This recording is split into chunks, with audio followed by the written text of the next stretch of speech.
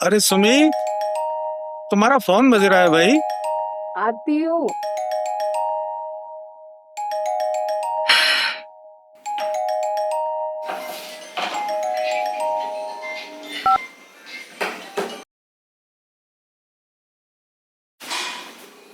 किसका फोन था?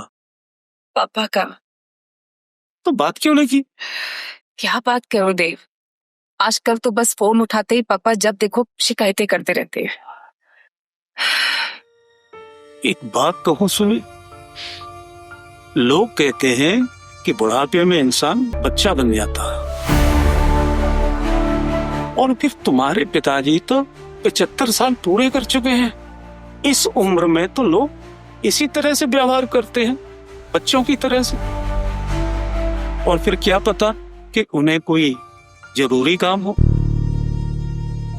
भाई मेरी समझ में तो तुम्हें उनसे बात कर लेनी चाहिए।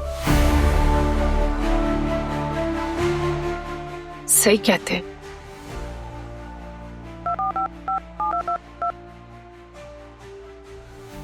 हेलो पापा, कैसे हैं आप? अब बात का फोन भी उठाने में तुझे डिस्टर्ब हो रही। सॉरी पापा, वो किचन में थी ना तो फोन नहीं उठा पाई। क्यों झूठ बोल रही है? सुबह से 4 बार फोन कर चुका हूँ, तू क्या सुबह से किचन में ही घुस हुई हुई है? आई एम सॉरी पापा, अब बोलिए ना, क्या बात है? आप परेशान लग रहे हैं। तो सारी बात बार बार मेरे मुंह से ही सुनना चाहती है तू। अभी तेरी माँ मरी, अब तेरा बाप जिंदा है। जब तक तेरी माँ जिंदा थी तब तक मैंने जनी की जी ली। फिर तो सब लोग मुझे बहुत समझने लगेंगे। अच्छा ठीक है पापा, आप परेशान मत होइए। मैं आती हूँ थोड़े दिन में, मैं आपके पास आती हूँ, कुछ दिन आपके पास रहूंगी। तब तक आप अपना ध्यान रखिए। ओके पापा, बाय।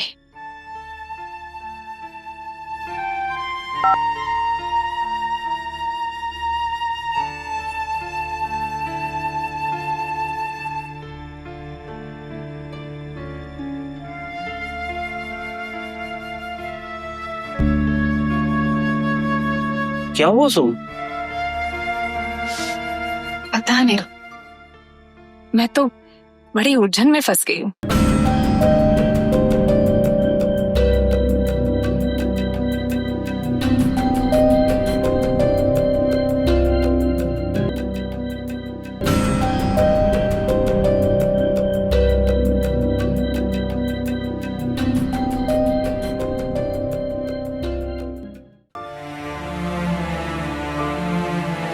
प्रश्न ये है सुमी कि तुम्हारे पापा तुमको क्यों बुलाना चाहते हैं वहाँ? अरे उनकी सेवा करने के लिए तुम्हारे भाभी और भैया है ना वहाँ। क्योंकि अब उन्हें वहाँ भाभी से बहुत शिकायतें हो गई हैं। शिकायत? कैसी शिकायत? अब एक खुद तो बताऊं। तुझे पता है सुने, हम 2 टाइम की जगह 1 टाइम दूध पीता। उसमें भी तेरी भाभी जाने क्या क्या मिला के देते। पर मैं एक बात बताऊं, उसका कोई भी जादू टोना काम होने वाला। मैं सब समझता हूँ, बस तू एक बार आ जा, मैं सबको देख लूँ, सबको देख लूँगा बेटे।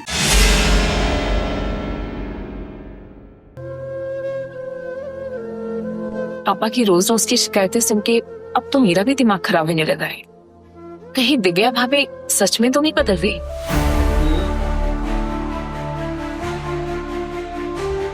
भाई मेरे ख्याल से तो तुम्हें पापा के पास एक बार जाना ही चाहिए।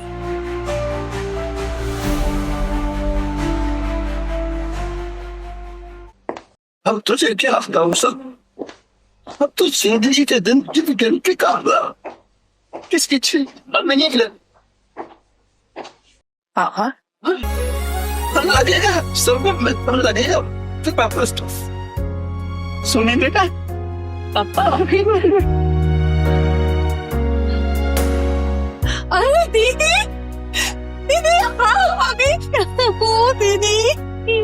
अब ना आप तो 10-15 दिन से पहले जाने नहीं दूंगी। हाँ, आप यही रुकोगी मेरे पास। अरे इतना कहाँ रुक पाओगी? 2 दिन में तो ये लेने आ जाएंगे। जीजा जी, उनकी फिक्र छोड़ो, उनसे मैं बात कर लूंगी। ठीक है। ये कौन पता दीदी, मैं कितनी अकेली हो गई हूँ। ये सब बातें बाद में करूंगी। आप सफर से आई हो, थक गई होंगी। आप ना पापा जी के साथ बैठ के बातें करूं। मैं आपके लिए चाय नाश्ता लेके आती हूँ। बहुत सारी बातें करनी है आपसे। लाती हूँ दीदी जी।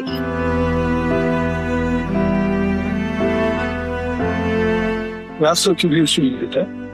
पापा, मुझे तो भाई कोई बदलाव नजर नहीं आया। बदलाव तो कि मुझसे पूछ। जब तेरी मम्मी जिंदा थी ना, तब भी तो रोटियां यही बनाती थी ना, क्योंकि तब इससे अपनी सास का डर था। अब तो काम निपटा जा रहा, एक मोटी रोटी लाके पटक देती। हाँ भाई, अब कौन देखने वाला? ऐसा मत कहिए पापा। याद है जब भैया की शादी के 3 साल बाद ही मम्मी को कैंसर हो गया था? पूरे 10 साल तक भाभी ने मम्मी की जो सेवा की ना, वो तो शायद बेटी होकर मैं भी नहीं कर पाती। और उस वक्त तो आप और भैया भाभी की कितनी तारीफ करते थे, गुणगान करते थे। तो उस लाख साहब की तो बात ही मत कर। कोई परवाह नहीं उससे अपने बाप की। जी ये हमारे बस ऑफिस से आया, बच्चों में गया, खाना खाया और सो गया। पापा, भैया की जॉब का रूटीन ही ऐसा है, हमें बहुत कम टाइम मिल पाता है। और शादी से पहले भी तो उनका यही रूटीन रहता था। तू तो अपने भाई की वकील बन गया। मुझे पूछ क्या क्या करना पड़ता है मुझे? अच्छा, और क्या काम करना पड़ता है आपको? इतनी बार कहा है तेरी भाभी से कि मुझे बाहर नहीं जाना, पर मेरे पैरों में दर्द तो होता है, लेकिन फिर भी मुझे दूध लाने के लिए भेज देती। हाँ भाई, फोकट का नौकर मिल गया है ना उसे। दीदी, आप पहले चाय पी लो, फिर नहा के फ्रेश हो जाना। मैंने बाथरूम में आपके लिए थाली भी रख दिया है। अरे भाभी, आप परेशान मत हुई, और मैं आपके खाना खाओगी पहले, बहुत तेज भूख लगी है। और मैं अगर कोई मेहमान थोड़ी नहीं हूँ जो आप इतनी परेशान हो रहे फॉर्मेलिटीज कर रही हो। ठीक, जैसे आपकी मर्जी।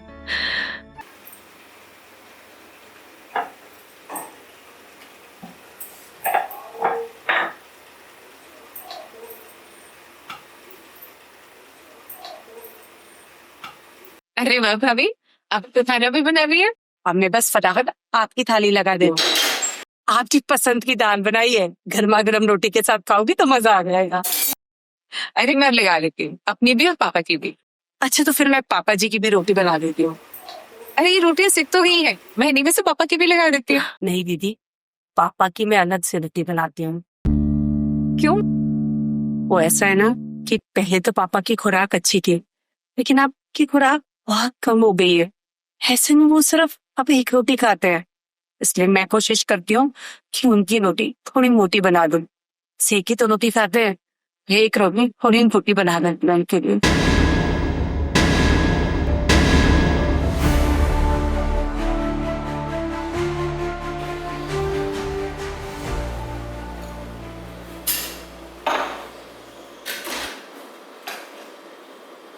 हो गया खाना आपको? खाना बहुत अच्छा बना था भाभी। चलो दीदी, आपको पसंद आया? अरे बाबू, हाँ। खाना तो हो गया, इतना दूध ले दो दिया, डिब्बा ला के दे दो तो मैं दूध लेके आता। अभी आते पापा।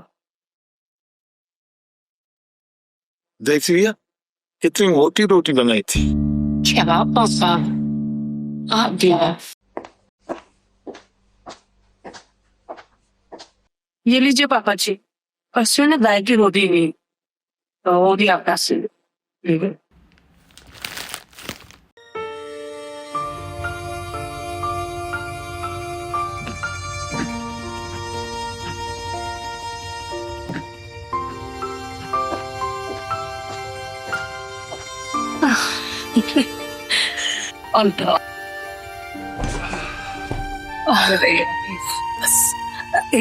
एक फोन कर लूं, फिर बात करते हैं आराम से।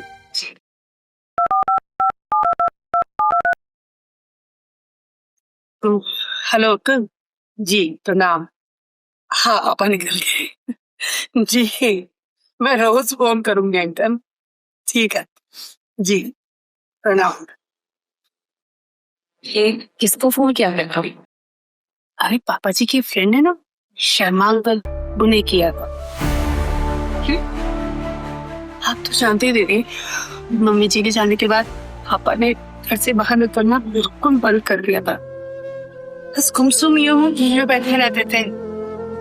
इसीलिए मैंने ही सोचा, मैंने वो तुम्हारी का घर आना बंद करवा दिया। सोचा कैसे पापा को घर से बाहर निकलने के लिए कहूं, से बहाने वो घर से बाहर निकलते। जैसे ही वो जाते, मैं शर्मा अंकल को फोन कर देते और तब वो ढेर सारे दोस्तों को लेकर बस पार्क में आ जाते।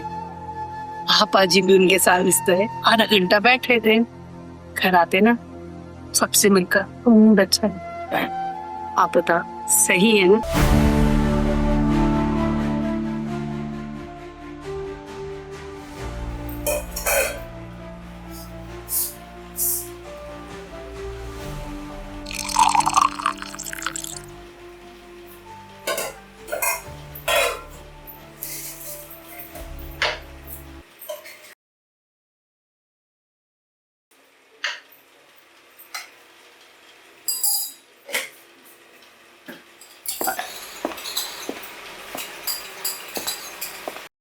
भाभी, ये पापा के लिए दूध बना रही हो ना?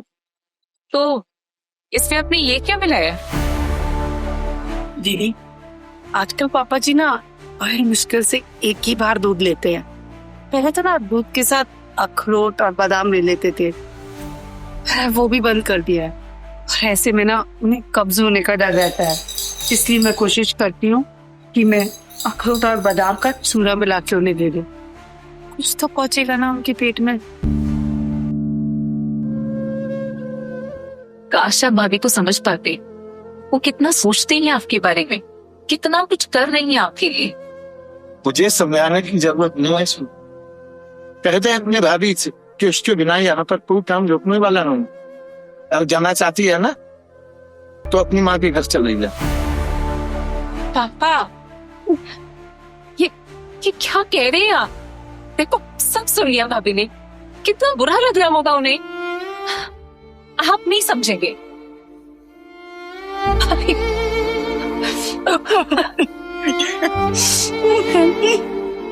सब्री भाभी, अब भाभी आप दिल छोटा न करो, मैं पापा को समझाऊंगी। एक काम करो, आप ना थोड़ी देर अपनी मम्मी के यहाँ पे गो आओ, आपका मन भी बहल जाएगा। मैं भैया से बोलती हूँ, आपके जाने का इंतजाम कर रहे,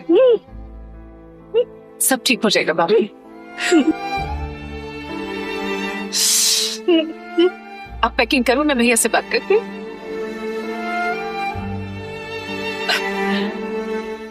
पापा, ये आपने अच्छा नहीं किया, आपको ऐसे नहीं कहना चाहिए था। भाभी ने सब सुन लिया, कितना बुरा लगा होगा अभी। आप उन्हें समझते ही नहीं, वो आपके बारे में कितना सोचती है, आपका कितना ख्याल रखती है, और आपने उनका बहुत दिल दुखा दिया। मैं समझाता हूँ बेटा, और ये सब मैंने अपने दिल पर पत्थर रख के क्या पड़ता है। मतलब वो मोटी रोटी, बादाम का चूरे का दूध और दूध के लिए मुझे बाहर भेज। मैं ये भी जानता हूँ तेरी भाभी का देश क्या हो बेटा, सब जानता। तो फिर आपने भाभी से ये सब क्यों कहा? तुझे पता है, पहले तेरी मम्मी की बीमारी की वजह से, मेरा ख्याल रखने की वजह से तेरी भाभी पिछले कितने सालों से अपने मायके नहीं मिली है बेटा। इसलिए मैंने तुझे जिद करके अपने यहाँ पर बुलाया बेटा, जिससे तेरी भाभी अपने मायके जा सके। अब तू आ गई है, वो चली गई है, जब आ जाएगी तो मैं उससे माफी मांगूंगा बेटा, मैं उससे माफी मांगूंगा।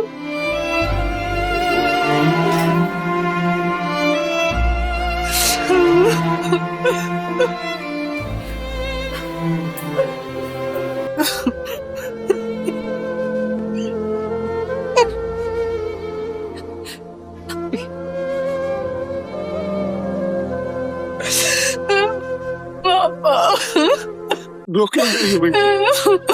पापा मुझे माफ कर दीजिए पापा, मुझे माफ कर दीजिए।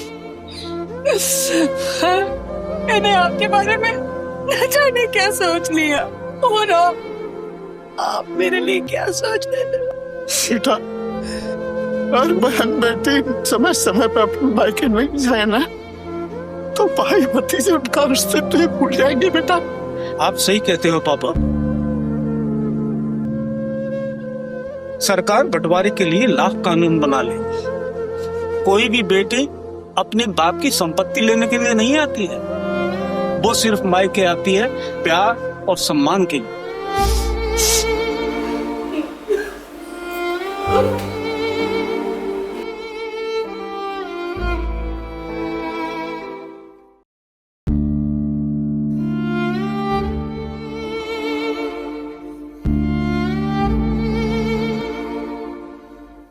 दोस्तों, अगर आप लोगों को ये फिल्म अच्छी लगी है तो कृपया SMEL डिजिटल को सब्सक्राइब करें, लाइक करें और कमेंट जरूर करें।